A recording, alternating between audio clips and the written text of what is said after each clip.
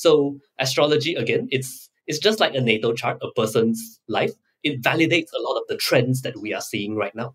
So to make a financial astrology over 5 and 10 years future very short, we are transitioning from an age of earth to an age of air. A lot of things to do with money, to do with job, to do with career will transition from a very earth-based economy, aka industrial revolution, material accumulation, hoarding, capitalistic society, centralization, governmental top-down control, capitalistic corporate CEO to bunch of staff and employees. It will transition from this kind of economy. And again, from in terms of value, it is cold hard cash. It is money and mineral, that kind of value, tangible property, things that you can touch, you can see, you can taste. It is transitioning to the realms of the air, whereby it is all about human ideas, human creativity, human ingenuity. That money turns from material to digital, turns from tangible to intangible. And it's not only money, it is value too. This is the Conscious Economics Podcast, and I'm your host, Rhiannon Rosalind. This is the place where we explore people, planet, profit, and art through the lens of the new economy. If you're interested in changing yourself, getting more creative, or changing the system at large, then this is the podcast for you. Tune in every other week as we explore these topics with amazing guests. We'll go deep, we'll go heart-centered and soul-felt as we go into how we change ourselves and change the world. Hello, Conscious Economics family, and welcome back to the podcast. I'm so excited. Do I always say that? Because I truly am. I'm always so excited at the incredible guests that we have, and today is no different. Today we have Khar Wei on. He is a global citizen born on Christmas Day, and he is actually a shamanic astrologer and a holistic health and life coach. He works for an incredible startup that is based out of the US that is revolutionizing the way that we understand our emotional imprinting and wounding to help us shift consciousness. So that organization is called Liberate, and that is actually how I met Khar Wei, doing some collaboration with that organization. You know that I love astrology, first and foremost, and I had never heard of shamanic astrology. And so I ended up having some sessions with Khar Wei myself, and then, of course, I ensured that the whole team at Conscious Economics had sessions, and it has been profound. So Khar Wei is a polymath who's explored and mastered many areas across health, psychology, philosophy, spirituality, leadership, business, and bringing all of those together to collect the dots to really understand what is happening right now on the planet, what is happening individually for ourselves and through the greater collective as we go through this transition from the old economy to the new economy.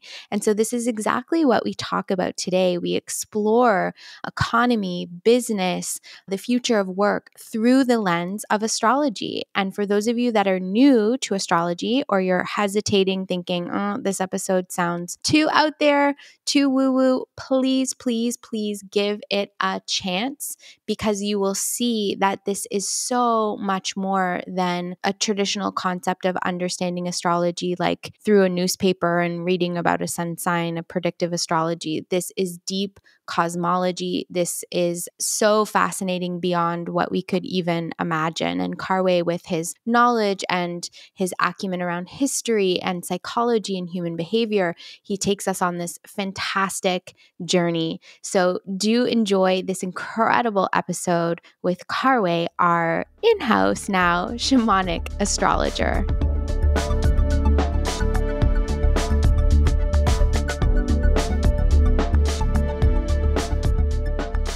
Well, what a way to start this podcast during a Mercury retrograde. I'm here with Khar Wei, the shamanic astrologer.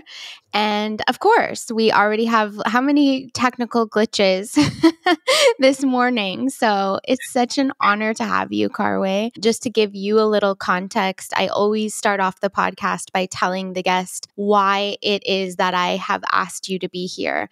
And so as you know, because I know you've listened to the show a little bit, this podcast is about bringing conscious economy, new economy leaders, people that we admire and see really walking the walk on this path toward a new conscious economy.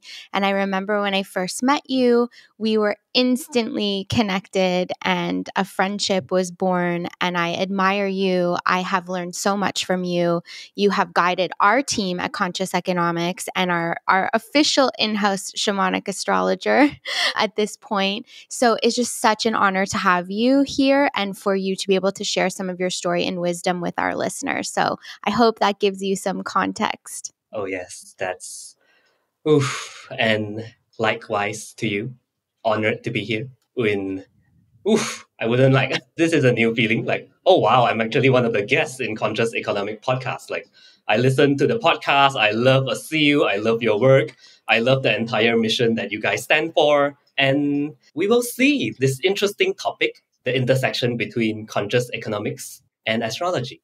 Yeah, so excited. And the listeners know that I am astrology obsessed and I find a way to somehow incorporate it into everything. So this makes lots of sense. But what's so special about you is that you also started your career in finance and economics, and then you are now a shamanic astrologer. So do you want to just share with us your journey? How did you go from that place to where you are now, and what has led you here? This is a long story, but in short, I would say it's a lot of Asian culture, Asian upbringing, whereby we are still very engrossed in the materialistic, patriarchal, make your family proud kind of culture, whereby when you're an Asian kid back then, it's either you're a lawyer, banker, engineer, or doctor, or you're a failure. that kind of analogy to it. I was very engrossed growing up, and I come from a business family. Yeah, and I'm the youngest of four siblings, all boys. All the siblings are pushed to pursue business, to pursue anything to do with money, because the ancient Chinese belief it's if you're in business, you will never starve to death. It's very materialistic point of view. It's very profit driven. It's all about the investment. It's not about humanitarian contribution or purpose or meaning. It is all based on that. And I pursue a business degree like a good boy. I fulfill my father's and parents' expectation, just like most people do. And eventually, the big crisis point, awakening point for me, it's hitting around 26. And I remember like back then I was in corporate banking, was working probably a 14-hour shift, was doing mechanical kind of robotic job just to keep the money engine circling the banking industry.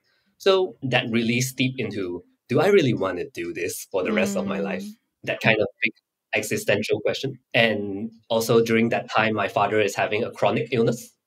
He has a terminal 10 years of dialysis that he eventually passed from it, which in itself is a miracle that he survived that long. That was kind of like the tipping point for me, the job and the family thing. Do I quit my job, my very secure, highly paid, well-compensated job, to come back and accompany him in his remaining months of life? Eventually, I did that. I came back and accompany him and like be with him over his final 7 months of life, which is in 2018. And after he passed, it's a sense of liberation in that sense, a sense of lifting, freedom to be, which got me into so much trouble, so many rabbit holes, so many paths to go on, like studying health, studying consciousness, studying astrology, going to a consulting job, going into the health and mental space, taking all I learned from finance, from business, from consulting, from the corporate realm, and applying it into an industry that's needs so much more contribution, effort, value in it, which is in the entire consciousness and health. And it's already been 4 years, 5 years, so still very new to this industry, but know something to talk about it. So yeah. Wow. What a powerful story. And I admire, it's very young to have these kinds of existential questions and realizations, although you may have some theories around that as to why we are getting younger and younger as we start to question these things. Maybe it's a good way to segue into that question. as I've been learning with you, and I've been studying astrology casually just out of interest since I could read, probably, 5 years old, 6 years old, I would ask to get taken to the bookstore and I would instantly go into the New Age section and try to find books on, at that point, my sun sign Virgo. And so it's really interesting when I came and I met you because I had never heard of shamanic astrology before. A Scorpio moon, I absolutely love it. It's completely connected and felt so right. And one of the things that you taught me, and I'd love for you to share the audience, is how there's a natural evolution happening on the planet and that our generation coming up is actually designed to have these existential questions coming earlier. Could you share a little bit about that? I'll share a lot. This is a big topic, and I will preface it with this. There is a lot of schools of astrology under the sky. There is a million types of astrology, just like a million types of yoga. And different astrology has different purposes, different orientations. Predominantly, I study a form of astrology, which is called humanistic astrology, under the lineage of Dane Rudhyar, whereby it is not about fate, it is more on free will. It is not about prediction, it is more towards alignment of soul path. It's more the Western free will camp instead of the Eastern fate prediction, this is going to happen camp.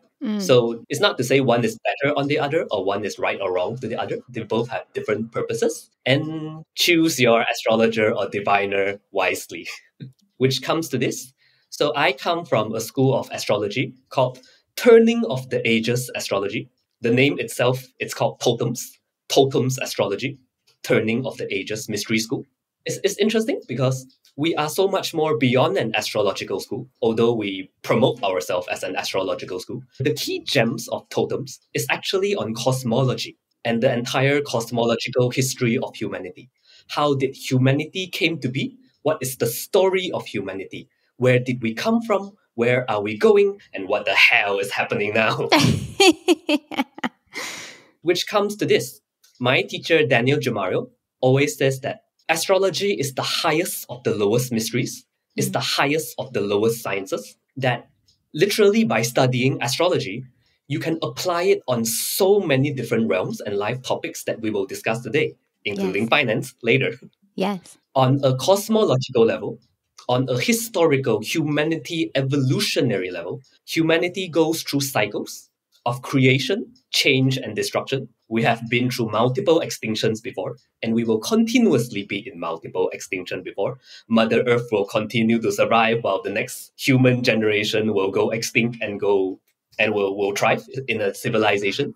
Humanity goes through dark ages to golden ages. It is the entire realms of the world ages, a 26,000-year cycle, we say. And if the audience is familiar with astrology, oftentimes they know that astrology will have 12 signs. 26,000 years broken down to 12 signs is approximately 2,100 years. Every 2,100 years, we will go through an age change. And the popular thing among the astrological school nowadays, it's called the age of Aquarius. Yes. We are entering an age of Aquarius. And because we are at this precipice, this cusp, so a lot of astrologers debate the exact turning of the ages, the timing whereby we are turning. But from the works of my mentor, my teacher, Daniel Jamario, we estimate it to be between 1962 to 2034. The fascinating thing is always, if you think about it, if you reflect, and both of us are not born yet at 1962, but we lived through majority of this 70 plus time period. It is said that it is the exponential age. It is the age of networking. It is the transition from the age of earth to the age of air, from material to network, from tangible, solid money to ideas and communications and innovation. History itself tells us after 1962, like after the internet was born, when industrial revolution hits its peak, when all the technological revolution has been coming, when you see multiple collapses, like millennials are the generation that lives through the most economic crisis in their lifetime compared to any previous generation before. Wow. Like we are under an acceleration of time, we say, the turning of the ages. Mm-hmm. The famous quote I like to use is, there is a time whereby there are decades when nothing happens. We are in a time whereby weeks when decade happen, Wow. aka COVID. Yeah, absolutely. It's so resonant. And it's actually comforting to know that this is shown in the astrology, that we haven't done something wrong, that this is actually just exactly how it's supposed to be. And it's funny because the question of right and wrong comes up. Oftentimes, because we are among the turning of the ages, we are at dark ages. We are descending into the deepest depths of Kali Yuga in the Indian Vedic tradition. Kali Yuga, we are far away from the golden ages, the age of Leo back then, 13,000 years ago. We currently at the 20th, 2000 plus is entering the dark ages, the Kali Yuga. So things may seem that, oh my gosh, everything is wrong, the economy is collapsing, the nature, we are destroying it. Everything may seem wrong, but on a bigger cosmological scale, it is meant to be. There are dark ages, golden ages. And historically, the golden ages is 3 times the period of the dark ages. And the souls, the interesting individuals who chose to incarnate and be alive in this very momentous turning of the ages moment, is definitely here to experience multiple lifetime in one lifetime, to learn, to clear karma, to pursue their dharma, and ultimately to contribute in their own unique 7.8 billion ways in humanity right now. It's so beautiful to see it that way, and I do see it that way. I know that I chose to be here at this very difficult but exciting time, and that us being here right now and anchoring some of these technologies, ancient wisdoms, and collaborating them with new ideology and new wisdom is exactly what we need in order to lay that bridge work for that golden age, to not lose everything in this, dark period of destruction, of the fall, so to speak. So this is really beautiful. And one thing you did mention is that Pluto placement has a lot to do with it. And this is a very slow moving outer planet. And you had mentioned that our generations before us, so like our parents' generation and our grandparents, they would have these Pluto squares, I guess, later in life, and we're having them earlier. Can you chat about that for one sec? This is such a perfect correlation. So this is the analogy, like, our grandparents' time, people born in the early 19th, grandparents' generation, they would have gone through life like, if I'm born a farmer, I will die a farmer. If I am born a horseman, I will die a horseman. That has been transitioning in our parents' time, whereby in our parents' time, there is still job transition, but less than 5. In our generation, it's like, you go through identity death, identity crisis, identity deaths, identity rebirths every 4 years, every 3 years, that kind of situation. Yes. It has a lot to do with Pluto. So it's interesting. Astrologically, there are 12 signs. So imagine a circle cut into 12. There are 12 pieces of the sky, 12 sections of the sky. Yep. If you go out later to view the night sky, to view the daylight sky, you will see that whatever you see up there is 180 degrees, 6 section. And whatever you don't see below land makes the other 180 degrees. It's a 360 degrees on a vertical axis. Yes. So the sky is cut into 12 pieces and all. And, the most classic one is the sun. The sun moves through each section of the sky approximately every 30 years equally. Most planets move through it equally, except for interesting planets, interesting asteroids, such as Pluto. Pluto moves through the different sections of the sky very elliptically. It passes through certain signs very fast. It passes through signs very slow. So our parents' generation, they were born under a generation whereby Pluto moves very, very slowly in the sky, while our generation, the millennial, a Pluto aspect, a Pluto square, a Pluto opposition, comes very early on. It gets even earlier now, around age 35 onwards. It's a lot of identity crisis, a lot of surrendering, a lot of composting, a lot of death and rebirth of a new identity. What is no longer serving must be surrendered and released, such as what is meant to be, the direction we're meant to go, is allowed an opportunity to birth and unfold. It's kind of like the phoenix bursting into flame and rising from the ashes. Yeah, I can attest to that. Yes. It's so interesting that you're saying that the grandparents' generation and our parents' generation experienced these kinds of Pluto transits when? Probably in their later years? Like, is it after like 60? 60s, 70s. For a previous generation, our great great grandparents, probably 110. Wow. So they might not even have had So it. Yeah. they never will have one in their lifetime. Wow. And now we're experiencing it in our 30s. Exactly. Wow, wow, wow. I think it's just so special. And I wanted to bring that point up for everyone that's listening. And especially for there's multiple generations that are involved in conscious economics. And I really honor all of the different generations. I think it's so necessary that we work and understand each other. But for the, millennial generation that's listening and the Gen Z underneath, there's nothing wrong with you. I feel like we get this constant story from the generations above us that we are too finicky, or we don't know how to, pick and choose, or we're just like too much almost. And really, it's part of our design because we're here to evolve during this evolutionary, revolutionary time on the planet. So I think it's so beautiful. And thank you for sharing that.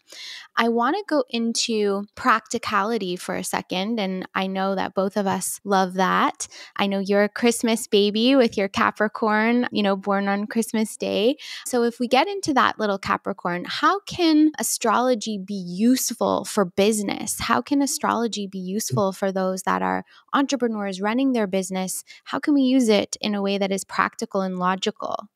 This is an interesting question. When I was preparing for this podcast, I know it's conscious economics, but the deeper question beneath money, a job, and a career, what is beneath money, job, and a career? It is about dharma, life purpose, meaning, what is in alignment, aliveness. And oftentimes, I always ground back to this sense whereby the medium, like money, is but a tool, a means to an end. It's not the end. So, Right. what is the end in that sense? Right. Astrology itself helps a lot on this.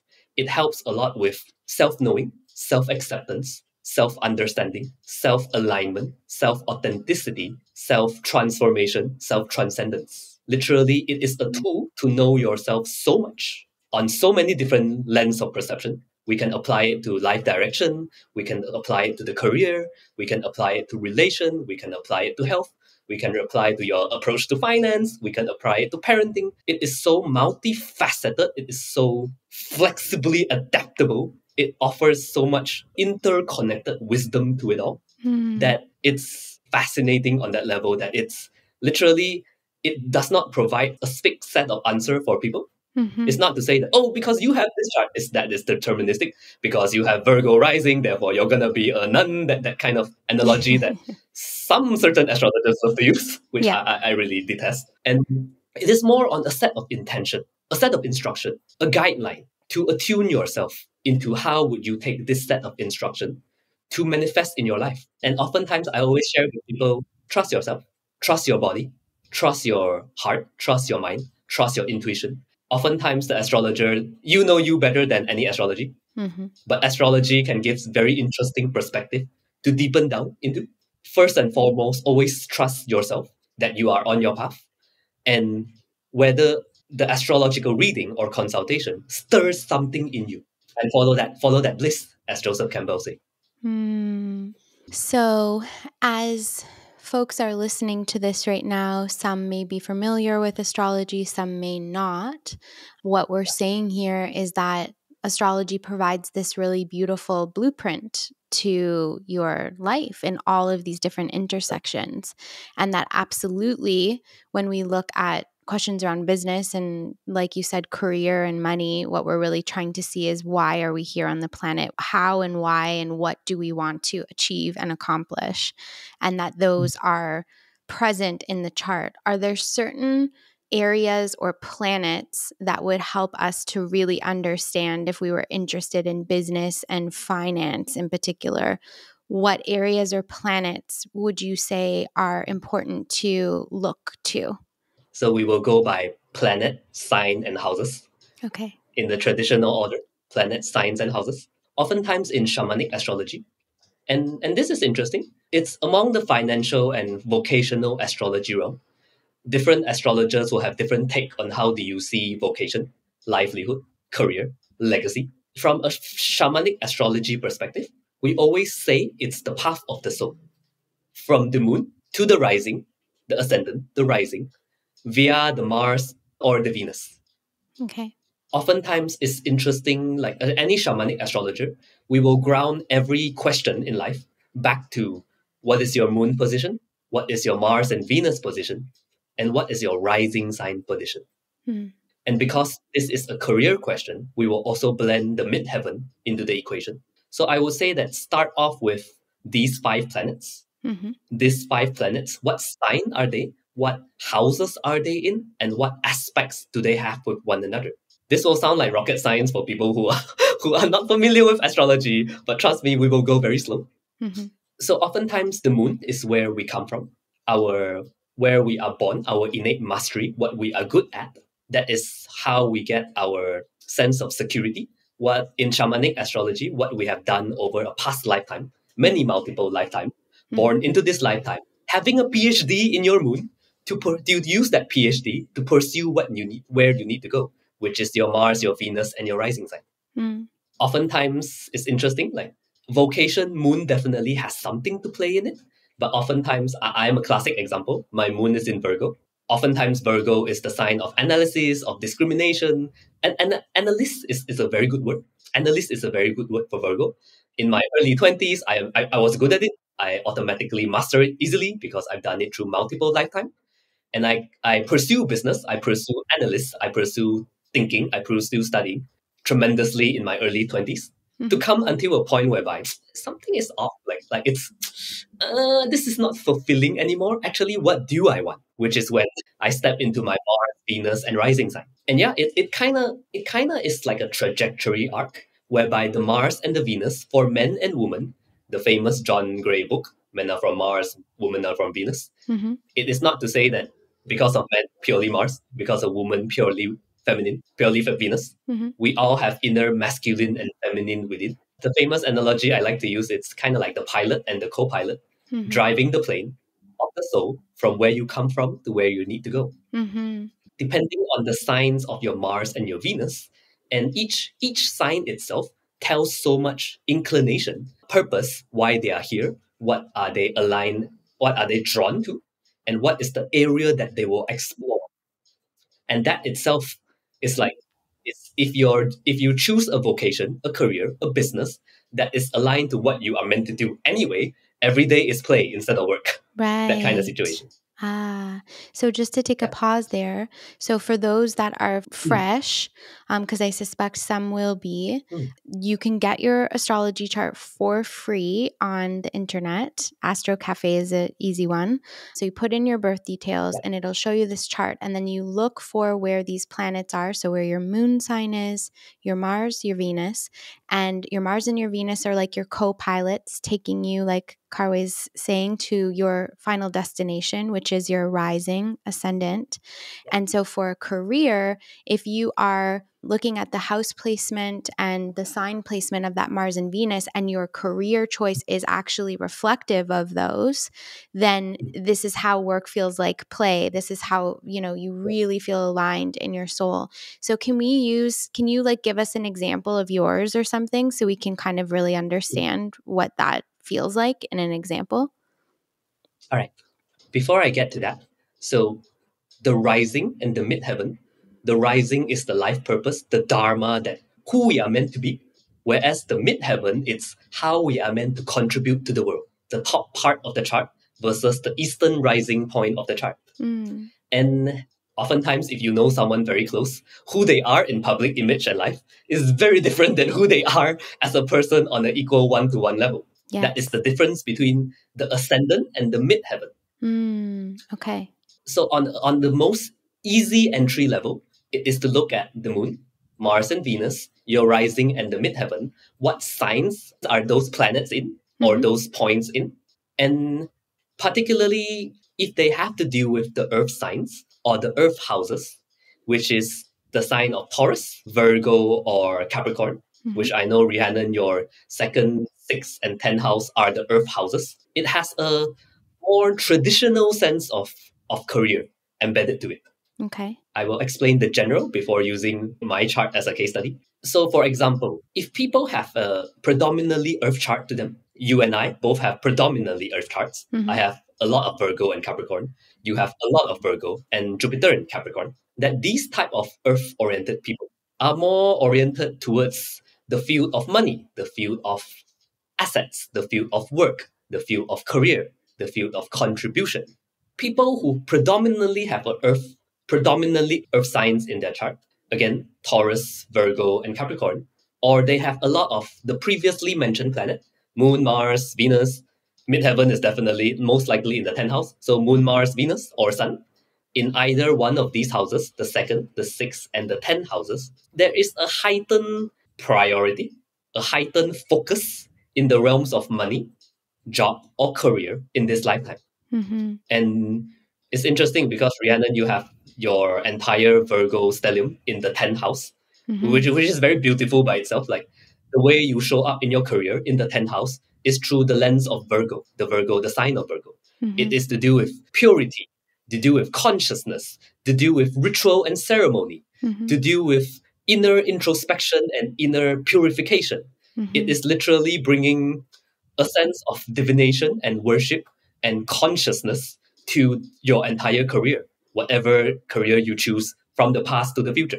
Mm-hmm. So resonant for me because that is what I'm doing. These are like the interesting nuances to it. And it's interesting because you're a case study whereby the Sun and the Venus is in the 10th house. Likely you will notice early on in life that there is a lot of pursuance towards what is the legacy I want to leave behind for the future generation? What is the contribution? What is my career and livelihood? Ultimately, how do I master my self-authority? Everything on the 10th house. Self-authority, self-leadership, self-consciousness, the value I create to the world, the contribution I make, the legacy I will leave behind, these are all inner attributes manifested in your career of choice, your how you interact with the world, your social interactions in your community, in your career choice, in your contribution. It's this magical thing that we can describe the inner experience to the outer choice. The inner and the outer is so mirroring one another through the astrological chart. It's so cool because for me, like as many of the listeners know, and you probably know, I started my first business when I was 10. And like that to me was fun. Oh, yes. Like going out and drumming up customers and creating all of the structure and putting it all together. So yes, it was like I wanted to work right away. I wanted to. Yeah. Very, very aligned. Like it feels very right. Mm-hmm. It feels effortless. You feel like you're in flow. You feel like you're meant to do this. Mm-hmm. And this is the feeling, like following this bliss, following this calling, following this aliveness. That is the invitation. And astrology is funny. People know this. People innately know this. And astrologers often mirror to them what is installed in the chart.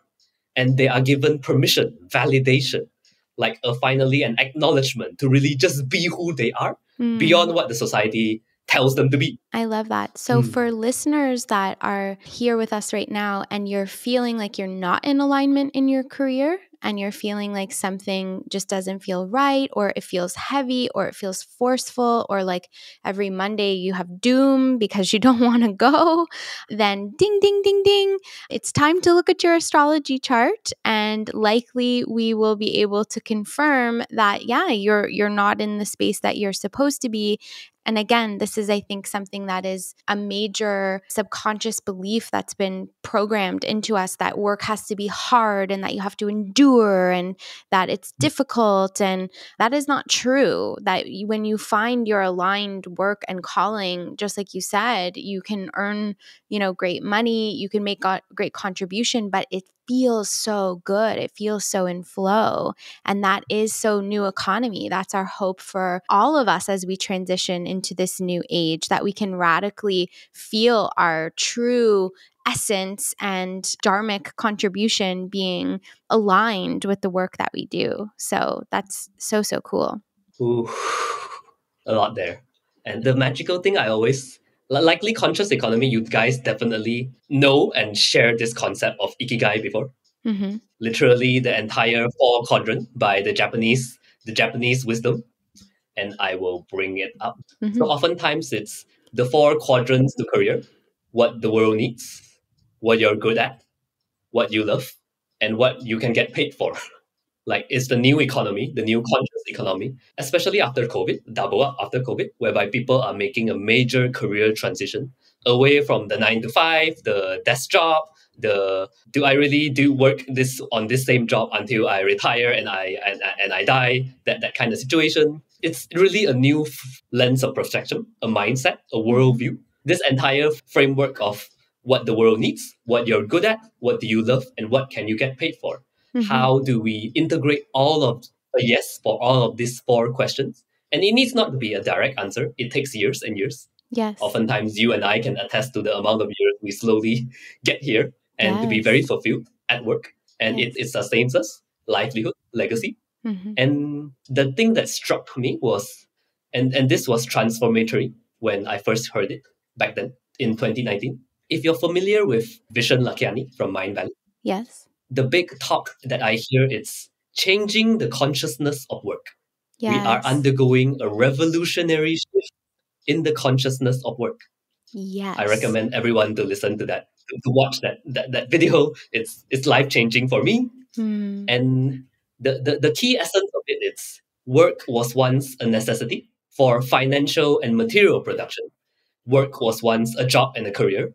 Work was once to seek power, influence, and status. It used to be very physical intensive. We work to play and live. And the funny part is right now, the interesting revolutionary part is the turning of the ages that we are in. Work is now identity production, superhuman activation, servicing an emotional and spiritual calling, seeking life meaning and transcendence. Work is now personal impact, contribution, making a difference, a shared co-vision, collaboration. Work is play and life itself instead of work to play and live life itself. And that, back then when I first listened to that, that blew my mind. That really blew my mind on the possibilities, the future that we are going. This is so appropriate for this podcast and this conversation, because this is exactly the movement that we are trying to support. And we didn't create this. This is coming from, the ethers. This new template, this new ideology is being downloaded onto the planet. And as we open ourselves, and if we can keep our vessel clear, and, so I've done a lot of clearing of my own instrument, my own body, in order to be able to access these frequencies. And as these frequencies come through, we start to be inspired and want to create the infrastructure of the new economy. And so, we just had a beautiful end of year meeting with all the conscious economics team. And it felt like we were with family. Like we felt like we were at a big harvest table with all of our beautiful, fresh food, laughing, sharing, loving, opening with intention for our meeting, lighting the candles, being in ritual, being in service, and all of us talking about what we are building. We don't ever see a retirement or a stopping. Like I said, at my funeral, you make that business speech about the new economy. And we were laughing, but it's true, because this is it, to live for this and just be so ignited in helping shift that consciousness. And that work, or the idea of work, is its own entity. And obviously different places on the planet, it may be slightly different. But if I think about the West here and the grueling ideology around work and this slavery almost, chained to the desk, chained to the 9 to 5. And this is why some industries like the alcohol industry do so well off of this idea that we're miserable and the only way to let loose and have fun is to numb, essentially, before you have to go back and do it again. And all of that is just interesting that you watch this change in work, and you're also watching our younger generation have this sober curious movement that's happening. Is it not uncanny that that movement is happening too at the same time? It's so magical that on one side, we all have our individual unique life path and dharma. And on a collective level, we are going through very intense, very rapidly changing times at itself. And there's a personal intention and a global intention. How does these two merge together to co-create that greater intention from the great beyond, the great mysteries? And different people respond differently in this great transition itself. And it's so fascinating. Like astrologers, we are sky watchers, we are trend seekers, we are pattern recognizers, that we continue to observe and pattern recognize and map out the different manifestation, the different possible permutations, the possibility of the same set of astrological movement in different aspects of life and in different people, in different generations, in different situations. It's always fascinating. Like I'm so passionate about this topic, and I'll be a lifelong student of this topic until the day I die and I pass, and probably the next lifetime, maybe, maybe not. It's my teacher always say that like people who are aligned to astrology early on in life, this is not their first round. They have done this in past lifetimes, and they will deepen into what is needed to continue on in the next lifetime. That resonates for me too. I know in our next life we'll be astrologers together. I'm sure. This podcast is brought to you by Mindfulness and Money. Mindfulness and Money is our new annual membership program designed to meet you where you are at and thoughtfully help you heal your issues with money. Join Asil Albaba, our in-house financial therapist, and myself, Rhiannon Rosalind, as we help you uncover all the deep-seated blocks that are preventing you from living your most authentic, powerful expression with money and out in the world. So if you're interested in joining, you can go ahead to consciouseconomics.ca and click on Mindfulness and Money to find out how to sign up. There's also a free trial option for those of you that want to dip your toe in before making a commitment for the year. The program is designed to be a democratized access for financial coaching and financial therapy. We have some very accessible pricing for you with options within as well, so that you can make your own conscious decision what you are able to afford as you start this healing journey. We hope to see you there.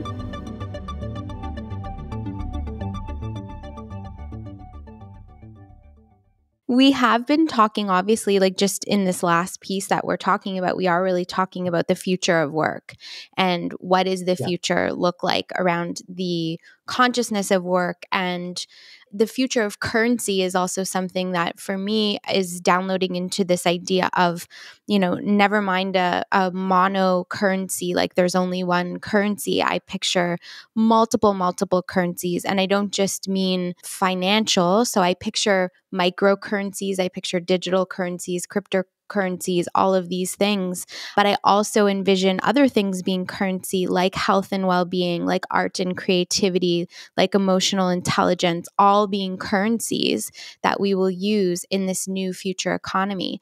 What does the astrology say around this new future of work and the future of currency? Like, I know that's a very big loaded question, but what can we expect in the next 10 years? Could you maybe point to some big themes that are coming through in the transits for the next 5 to 10 years around this particular theme? This is in itself like a 3 hour question. We can go very rabbit hole on this, but it's interesting. So again, we are getting into very murky realm. To some people, this may seem like prediction, but astrologically, I assure you, it is not prediction. It is intention. What does the planets and the aspects and the movement has installed? What is the greater learning intention and lesson here for humanity, in short? And this is really in the realms of financial astrology, which I profess I'm no expert in, but I know something about what is coming to share slightly about how to best prepare ourselves. And if anyone were to be interested in financial astrologies, you can look it up on Google. There are tons of famous financial astrologers who are in this field. Ray Merriman is one of the most famous one that I study under. And yeah, like it is scary. Like the famous quote always they say it's millionaires do not use astrology, billionaires use astrology, by the famous JP Morgan. That it's likely in the realm of finance, in investment, you know that what is fundamental analysis to find the value, technical analysis to find the movement, and financial astrology to find the future incoming trends. And these itself, like it, when you apply all three together, they all say the same picture, which is funnily, they all show the same direction and the same picture. So astrology, again, it's just like a natal chart, a person's life. It validates a lot of the trends that we are seeing right now. So to make a financial astrology over 5 and 10 years future very short, we are transitioning from an age of earth to an age of air. A lot of things to do with money, to do with job, to do with career will transition from a very earth-based economy, aka industrial revolution, material accumulation, hoarding, capitalistic society, centralization, governmental top-down control, capitalistic corporate CEO to bunch of staff and employees. It will transition from this kind of economy. And again, from in terms of value, it is cold hard cash. It is money and mineral, that kind of value, tangible property, things that you can touch, you can see, you can taste. It is transitioning to the realms of the air, whereby it is all about human ideas, human creativity, human ingenuity. That money turns from material to digital, turns from tangible to intangible. And it's not only money, it is value too. People would use to value security and safety back then. I need to have the house. I need to have my own food source. I need to own my own things. Private ownership will turn to the air. Collective ownership, sharing economy will turn to decentralization, that everybody owns something and we will share. It will turn to co-visioning, whereby instead of one top CEO or one top chairman driving the show, we come together in organization, co-creating this organization, which is famous called DAO, Decentralized Autonomous Organization. Literally, everyone exists everywhere in the world, so digitally connected. It's the rise of digital nomadism. People would be able to connect anywhere across any time zone, across any place on earth. And people are collaborating with one another across nation, borders, boundaries, skin color, all that very merging of the world. And the funny thing is hierarchy, structure, top-down power control, whereby you respond to a boss, that kind of situation, there is a hierarchical control, will turn more decentralized. In the realm of the job, likely it will be more equal peer collaboration. Everybody heads their own specialty department, they are responsible for it, but they chip in opinions, consults, points of view to create where they are going. I love it so much. I feel like we at Conscious Economics are already living it. We're starting to function in this way, and I acknowledge COVID as a catalyst for speeding up this transition in such a massive, massive way. So what I find on the ground right now is that in speaking, I have many, many friends and colleagues and contacts that are in high corporate because of my background in running the Economic Club of Canada. And speaking to so many, it doesn't matter if they're mid-level management workers or if they're top-level executives, people are feeling very disenfranchised with that system right now. And some of the work that we are trying to do is help corporate transition their infrastructure so that they can actually retain some talent, retain innovation. I really believe everything is useful. So I always see a use for even something that's discarded. So if you think of an old corporate structure, yes, it may need to be disassembled, but there's still parts that are usable as opposed to just like throw it all away.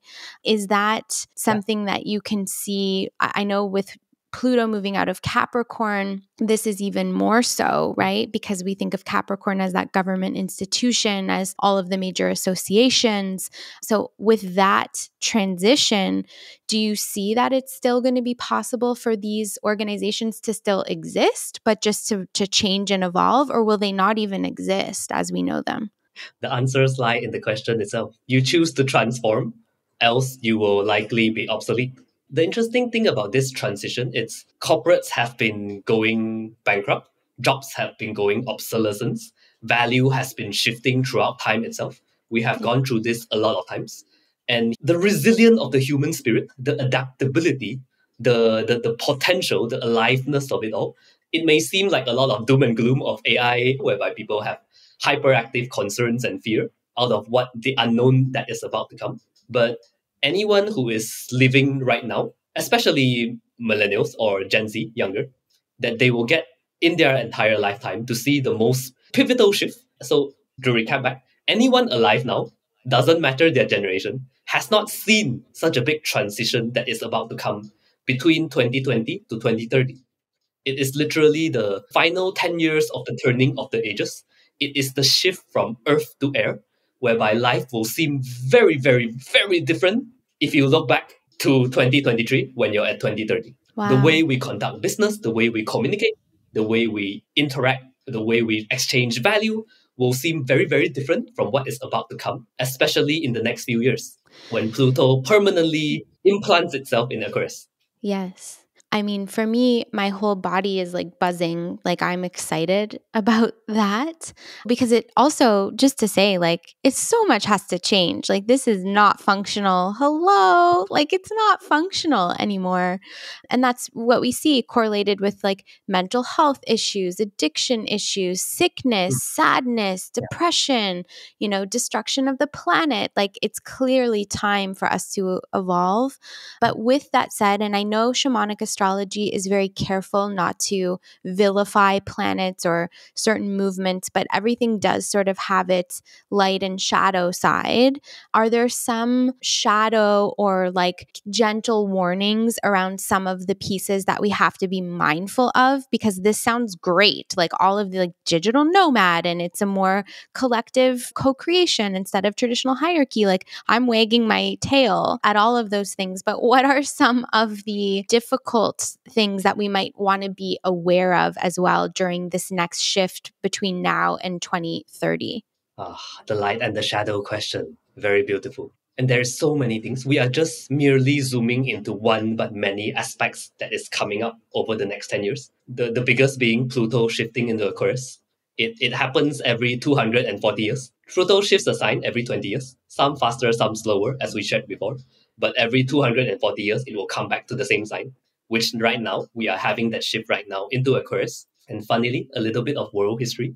Back when Pluto was in Aquarius, the last round, when Pluto was in Aquarius, the last round, it was the time of Renaissance and Revolution.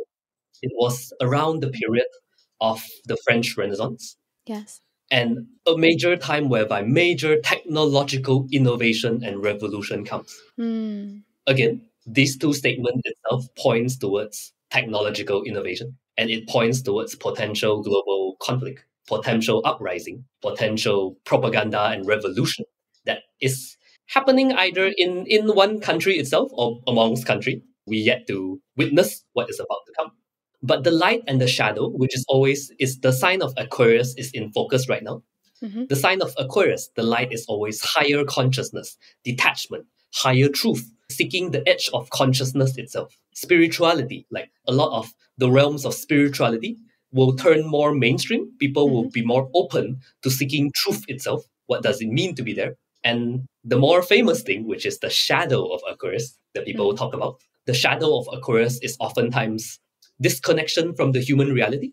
It turns from carbon to silicon, that you live in a silicon-based economy that is devoid of carbon, biology, heart-to-heart, soul-to-soul interaction, that everything is logical, it is practical, it is ones and zeros, that kind of thing. And likely you've seen a lot of negative manifestation of people in that community being very engrossed in the entire scientism field. Everything must be science, everything must be proven, there is no spirituality, the spiritual is all, you can't prove it, so it's not real. There will be a split, likely, of the light and the shadow. Certain population will be into the light, and certain population will be very into the shadow. And this sensation, the polarity that we will experience in that entire age of Aquarius. Another big theme that comes, it's mob rule society. Because when decentralization is taken so much to an extreme, people surrender their sovereignty and autonomy. People don't decide, don't think, don't align what is true for themselves. They go by the collective good, utilitarianism, that it is a loss of self. It is literally mob rule situation. That's the shadow side, because I always think of Aquarius as celebrating the sovereign individual, like Aquarius being like, everyone be your weirdest, most individual self, essentially. And that is the solution to the Aquarian shadow. And oftentimes the Leo and the Aquarius axis, they are both examining, investigating autonomy and sovereignty. Leo does it on an individual level. Aquarius does it on a collective level. What does it mean to champion sovereignty and autonomy, freedom of choice, consent, boundaries on a collective level? But I am so blended into the collective level that I lose my own. That's why astrological signs are always seen in axis and pairs. They can never When we ever talk about Aquarius, we will always talk about the opposite sign, the balancing force, which is Leo. A lot of Leo qualities, understanding that we are divine, we are radiant, we are enough since we were born, we are autonomous, sovereign, creative beings, without needing to prove to one another that we need to prove our worth. Oftentimes that balances a lot of shadow of Aquarius. And it's this beautiful harmony and dynamic polarity that we will struggle between self and collective in every situation that we are in. So interesting. And what about, like, obviously Aquarius is very high level technology. And I think on the light side, we can see the importance of the conscious technology, the organic technology, the human technology that we possess that we don't even, most of us even know how to scratch the surface of understanding. So I feel like that comes into play. But there's also this like transhumanism piece. There's the artificial intelligence, AI piece, which has, I think, light potential and also some shadow potential. What do you see around the technology piece? This is getting to edgy territory.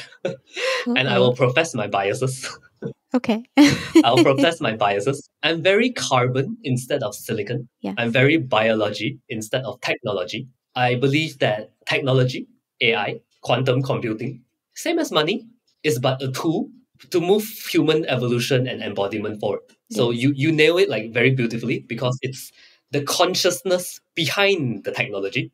Yes. Again, technology until they can AI themselves and surpass human being, which potentially that may happen. We will see. Until then, it is really the consciousness behind the human being programming all of these technologies. And it's a choice point. Do I purely focus on silicon, the technology, and make it everything and detach my humanity, my truth, my consciousness and embodiment?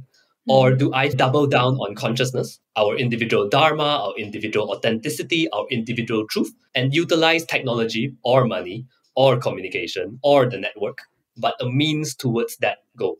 To support that. Yeah, exactly. I'm on that train. We will really never know what is about to come, but based on the astrological transit, technology, and this is a different aspect. This is the aspect whereby Pluto is in Aquarius in 2027. All right, it's a few years, 2026 to 2028 maybe. It's a few long years transit. Pluto in Aquarius will trine Uranus in Gemini. Both air signs, both technological, transformatory kind of planets. Back when Pluto conjunct Uranus back then, a few hundred years ago, we went through massive revolution, massive uprising, massive technological obsolescence and improvement. That was when a conjunct, when two planets are together. When we are in a trine the next few years, 120 degrees, the triangle aspect. Triangles often mean harmony. If, for example, you sit in a pair of trees, it's very harmonious instead of one-to-one directly. These two planetary aspects in their own sign, the sign of air, technology, communication, technological, transport, networking, that entire realm, are in a harmonious relationship. That itself, like literally, is the exponential age, the networking, the acceleration of human connection, human movement, human migration, human project and startups through this entire technological realm. And whether humans use it for good or ill, it's something yet we have yet to see. Wow. Wow. Thank you so much for sharing these pieces. And, you know, we're living it. We're living it right now. We're witnessing it. We're watching it. We're in it. So to me, I find comfort in hearing some of these pieces and seeing the astrology.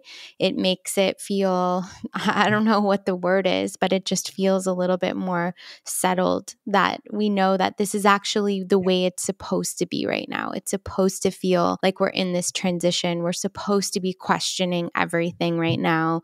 And yeah, I think just the most important thing that my heart wants to support happening is for people to remember their true humanity, to remember that we are the most advanced technology on the planet right now is in these bodies, is in this ability to expand ourselves and to enlighten ourselves, and that we haven't even scratched that surface. And if we had half, even a fraction of the interest that we have in outer technology in our inner technology, we would be in such a different space right now.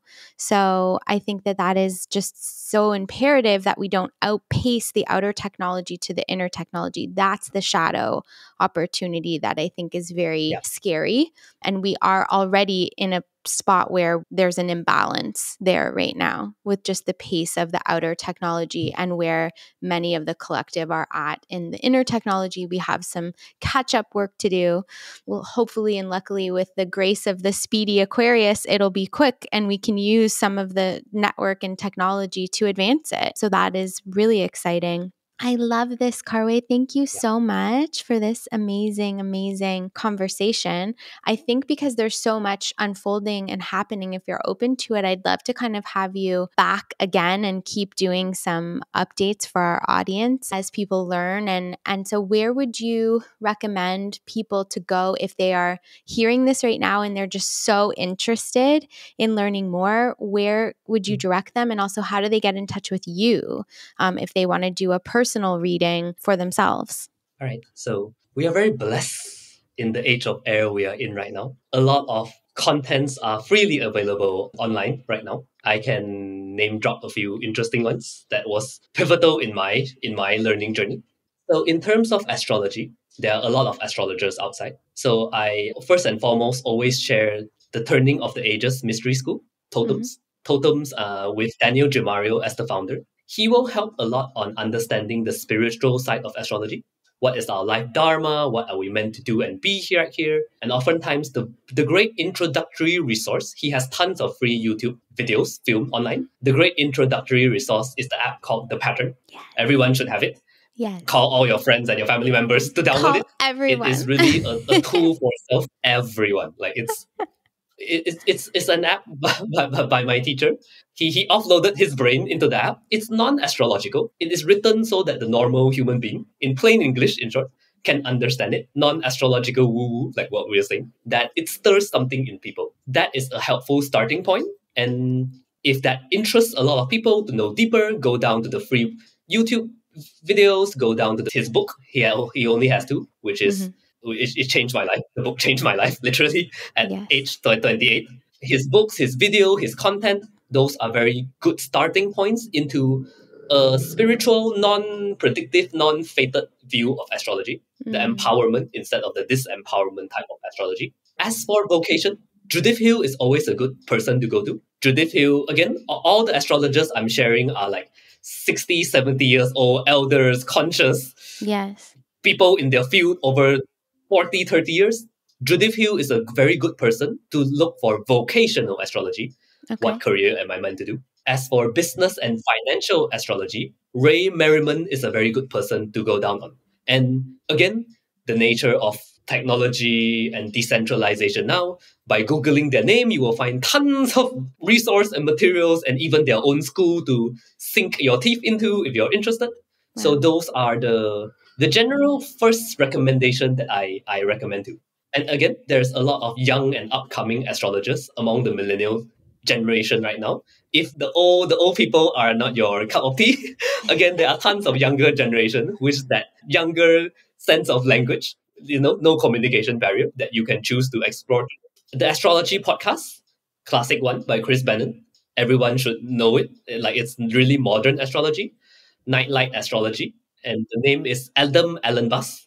Okay. He's also another good person. Likely you will like it too, Rhiannon, because you and I have a lot of Virgo and Capricorn. They have a lot of Capricorn. They explain it very structurally. I like the explanation. Okay. And those are up and coming, rising young astrologers in our generation that is doing massive good work to the astrological community that people can get started on.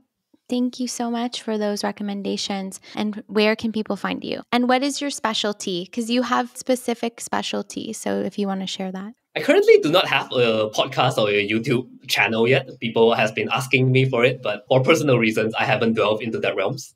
I much prefer talking to people on other people's podcasts.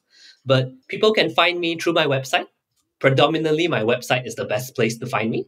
Literally just my name, Lee Khar Wei, LeeKharwei.com. I practice shamanic astrology, humanistic, soul, spiritual oriented astrology. Predominantly, the key phrase I like to use is to assist one another in their journey of becoming back to their authentic being through aligned, inspired doing.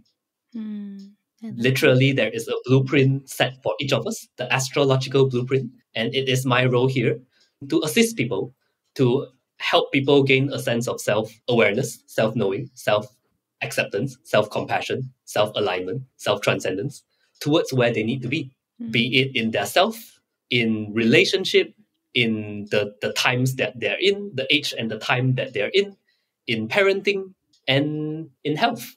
I'm also quite a adept medical astrologer, using astrology to look at what is the natal excess and deficiency. How do we have a health plan for this person, and on a preventative level, not on the allopathic problem-solving level, on a preventative level, so that people live with maximum aliveness and vitality. I love that. I'm going to book a health session with you. And I just will say to everyone that's listening right now, like I mentioned in the beginning of the episode, Khar Wei has done individual readings for all of our team at Conscious Economics. And then me, the astrology nerd, I've gone back and listened to everyone. Everyone shared their personal readings with me. And I just, like, that was my love language, to listen to their soul blueprint and then be able to help them in positioning their career and their roles to align with that. And it's been so profound. So thank you so much, Khar Wei. Thank you for your time. I know it's late where you are, although it's early where I am, because we're on opposite sides of the planet. But it is just so beautiful to always connect with you. So much wisdom that you have. I know you say you're a grasshopper, but you have done this before. I can feel it. So it's beautiful. Thank you, Khar Wei. Thank you to Rhiannon and the entire conscious economic team for doing massive humanitarian positive work to the world.